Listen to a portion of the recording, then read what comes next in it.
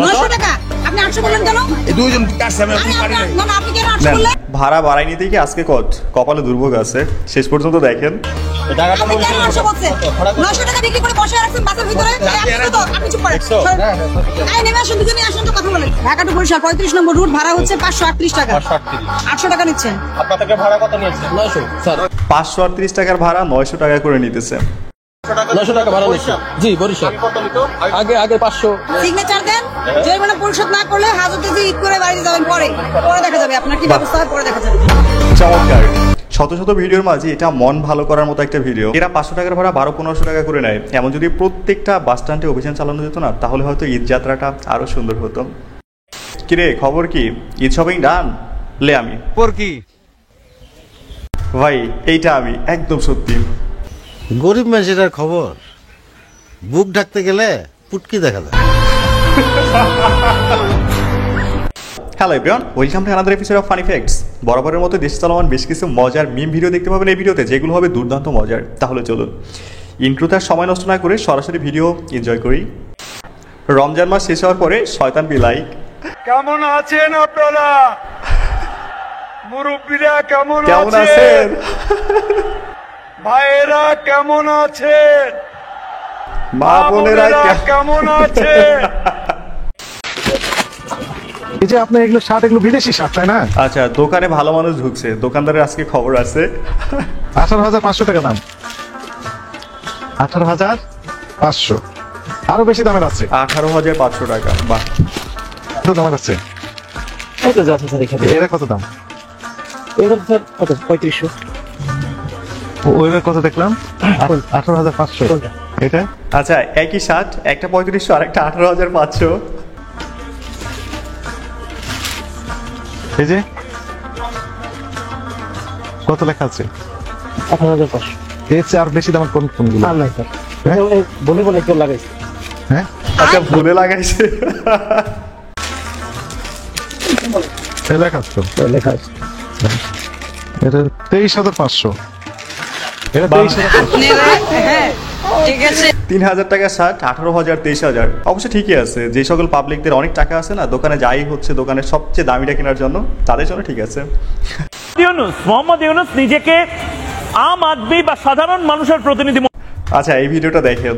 মনে করেন, কিন্তু মোহাম্মদ ইউনূস যে পরিমাণ নিরাপত্তা, যে পরিমাণ টাকা, যে পরিমাণ টাকার হ্যাঁ টাকা নিয়ে ঘুমায় বল, পেছনে টাকা এবং তার পেছনে টাকা খরচ করছেন নিজের পেছনে, সে ভয়ঙ্কর। চায়না সফরে যাচ্ছেন।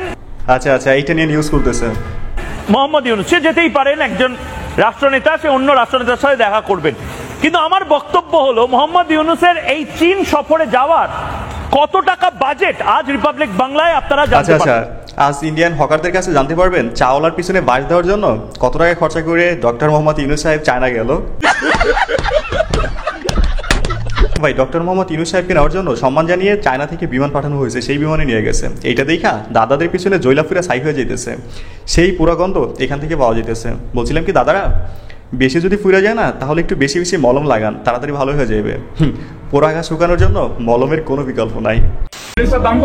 এটা আমাকে আসলে একটা ডিজাইন করেছে নেদারল্যান্ডের, উনি ডাচ আর কি যাদেরকে বলে, উনি এই ড্রেসটা একটাই তৈরি করেছে পুরো মানে হোল ওয়ার্ল্ড। আচ্ছা একজন ডিজাইনার, সে হচ্ছে নেদারল্যান্ডের, পুরো ওয়ার্ল্ডের মধ্যে একটাই ডিজাইন করছে, যেটাই হচ্ছে ওনার বডিতে ঢুকাইছে। আর এই ড্রেসটা আমি মানে বাংলাদেশি টাকায় মেবি 8-10 লাখের কাজ করেছিল। আর একটা ব্যাপার যে আমার বাসায় আসলে এত ড্রেস 40-50 হাজারের উপরে ড্রেস, একটা ভেবেছি অতি শীঘ্রই 1-2 মাসের ভিতরে একটা শপ ওপেন করবো। আমার ড্রেসগুলো আমি একবার করে যেহেতু পরি, এগুলো আমি নিলামে তুলবো। আচ্ছা মুকেশ আম্বানির ছেলের বউ চাটা আম্বানি, ভাই মুকেশ আম্বানির আছে বস্তায় বস্তায় টাকা, আর এর আছে চাপা, খালি চাপা। চাপায় জোর না থাকলে কুত্তায় মুততো না। ভালো এখন পর্যন্ত আমি তো গায়ে হাত তুলি কই না, সামনে থেকে দাও আপু আপনারা আমার কোনো শত্রুতা নাই। আমরা আমার এলাকার মধ্যে। ও মাই গড গ্রেট, এলাকার ডন। ভাই দেখছেন আমি কি বলছি ভাই, দেখছেন তোর কইলজা ভালো এখন পর্যন্ত আমি তো গায়ে হাত তুলি। আমি আবার পোলা হইছে খুব কম বিড়াই পোলা নাইতেছে, তোরে বিরানির ব্যবস্থা করছিস, তোর গাড়ি চাবি আমরা ভাই এখানে কাহিনী কি হয়েছে জানি না, তবে আপনারা কে কি ভাবতেছেন আমি সেটাও জানি না। আমি এটা ভাবতেছি এর ফিউচার হাজবেন্ডের কথা, বেচারা 3 বেলা ভাত পাকার না পাক 3 বেলা মাইক ঠিকই পাইবেন। গাইস এখানে বলে রাখি, গতকাল একটা ভিডিও আপলোড করা হয়েছে, লাইক গত ভিডিওটা ওইটা ইউটিউব হুট করে ইমপ্রেশন কমিয়ে দিয়েছিল, যে কারণে তেমন ভিউস আসেনি। আপনি যদি না দেখে থাকেন তাহলে গিয়ে দেখে আসবেন। ওই ভিডিওটা এইটার চেয়েও বেশি মজার ছিল, লিংক পিন কমেন্টে পেয়ে যাবেন। আপনার বাজেট কত ছিল? 50,000। বাজেটটা কেমন শপিং? এবার ঈদের বাজেট তো হচ্ছে 20,000 এর মতো। ঈদের জন্য আমার বাজেট ম্যাক্সিমাম 50,000 টাকা। যেমন একটা পাঞ্জাবি কিনবো 5,000, 6,000, 7,000 টাকা করে পাঞ্জাবি কিনবো, ধরেন 25-30,000 টাকা। Minal meme. There is no money in my wallet. Same ভাই। গরিবের আবার ঈদ, বাসায় থাকতে দেয়, এটাই তো অনেক। ভাই মন থেকে বলতেছি, একদম সত্যি কথা বলতেছি, আমারও ঈদের তেমন কোনো বাজেট নাই। মানে যতটুকু না কিনলেই নয়, ঠিক অতটুকুই, এর বেশি না।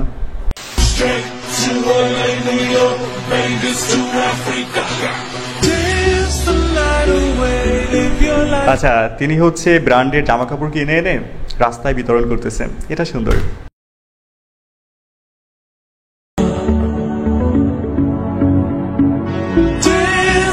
ওয়েট, তাকে আপনারা চিনতে পারছেন? অনেকে চিনতে পারছেন।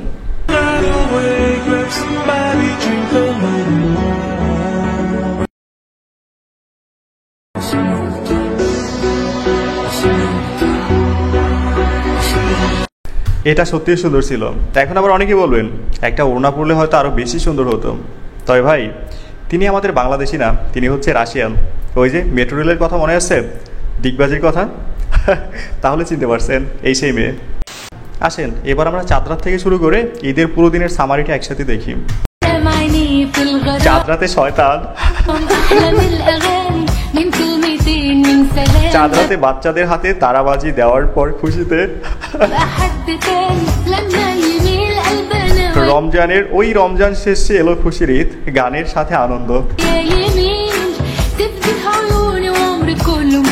মেহেদি ডিজাইন করতে পারা আপুদের অ্যাটিটিউড,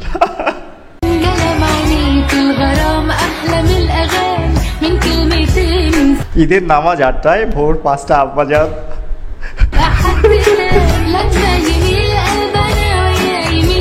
আব্বা চাচা এবং হবিজদের নিয়ে নামাজে রওনা। আমি ফকির, যখন কি আমার থেকে সালামি চায়, আমার 1 টাকা নাই। নিউজ ফিডের সিনিয়র আপুদের অবস্থা,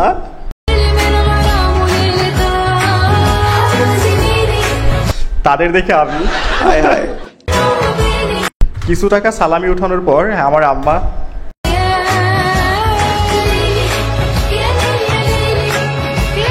জুনিয়ররা যখন জিগায় কি ভাই ভাবি শাড়ি পরা ছবি দিছে,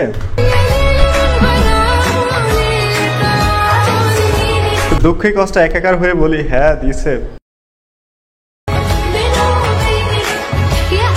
ভাই শুরুটা সুন্দর ছিল, শেষটা এই যে শাড়ি পরা পিকচার দেখা ছাড়াই কার কার ঈদ পার হবে, কমেন্টে আপনারা একটু হাত তুলেন দেখি। সমস্যা নাই, আপনাদের দলে আমিও আছি।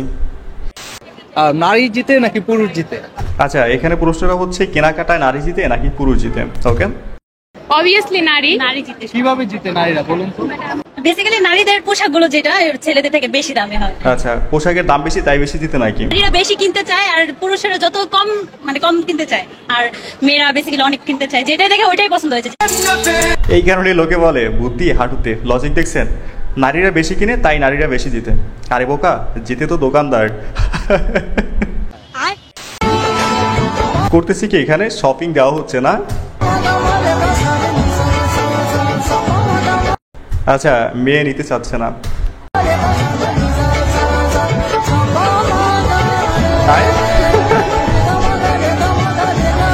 নিল তো নিল, কিন্তু একটু ঢক করে নিল যে আমি নিতে চাই নাই কিন্তু জোর করে দিছে।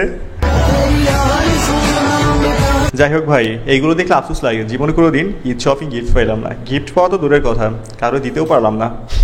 ঢাকা শহরে রিকশার নিয়ন্ত্রণের জন্য ট্র্যাপার স্থাপন করা হয়েছে পরীক্ষামূলকভাবে। আপনারা দেখছেন একটি রিকশা কিন্তু সেই ট্র্যাপার অতিক্রম করার চেষ্টা করছিল এবং সেই ফাঁদে পড়ে কিন্তু কিছু এই রিক্সা একদম খাদে পড়ে গেছে, দেখছেন যে চাকা কিন্তু একদম ভিতরে গিয়ে ঢুকে গিয়েছে। আরেকজন কিন্তু রিক্সা পার করলো কিভাবে? চাকা লয়ে এসেছি গাড়ি, আমার গাড়ি বাজে টেকনিকের মধ্যে শিখে ফেলেছে। অবশ্যই ভাই চাচা আমার 71 বেঁচে যাওয়া বুদ্ধিজীবী, বাঙালি বলে কথা, কোনোভাবে দাবাই রাখতে পারবেন না। আজকে তো রিক্সা ট্র্যাকারের উপর দিয়ে পার করছে, কালকে দেখবেন রিক্সার উপরে ট্র্যাকার নিয়ে বেঁচে দিছে। নীলফামারীতে 8ম শ্রেণীর শিক্ষার্থী নাইমের বাড়িতে বিয়ের দাবিতে অনশন করছেন 20 বছরের যুবতী। ক্লাস 8-এর ছেলের বাসায় 20 বছরের তরুণী, দাবি একটাই, বিয়ে করতে হবে। এ নিয়ে স্থানীয়দের মাঝে চাঞ্চল্য সৃষ্টি হয়েছে। নাইমের বাবা মা বলছেন ছেলের চেয়ে বয়সে বড় মেয়েকে তারা কোনোভাবেই বউ হিসাবে মেনে নেবেন না। নাইমের বাবা হয়তো জানে না সিনিয়র জুনিয়র ফারাক নাই, প্রেমে কোনো বয়স নাই। হ্যাঁ, প্রেম ভালো হইলে সংসার করতেও সমস্যা নাই। তিনি বলছেন ছেলের বয়স 16 বছর থেকেও একদিন কম। মেয়ের বয়স হলো 20 বছর পার, আমি কেমনে মানিয়ে নেবো? আমার বেশ এখন ছেলে এখনো 16 বছর হয় নাই, এখনো একদিন বাকি আছে। ছেলের বয়স 16 বছর হয় নাই, কিন্তু আমাকে বিয়ে করাই দিলে বছর ঘুরতে না ঘুরতে 16 বাচ্চার বাপ হয়ে যাবে। দেখেন গাইস, ভিডিও শেষ সময় বলতে চাই, ভিডিওটা যদি এই পর্যন্ত দেখছেন, যদি ভালো লেগে থাকে অবশ্যই একটা লাইক করবেন, যদি সম্ভব হয় একটা শেয়ার করে দিবেন, চ্যানেল নতুন হলে সাবস্ক্রাইব করবেন, আর পেজ হলে ফলো করবেন। সো আল্লাহ হাফেজ।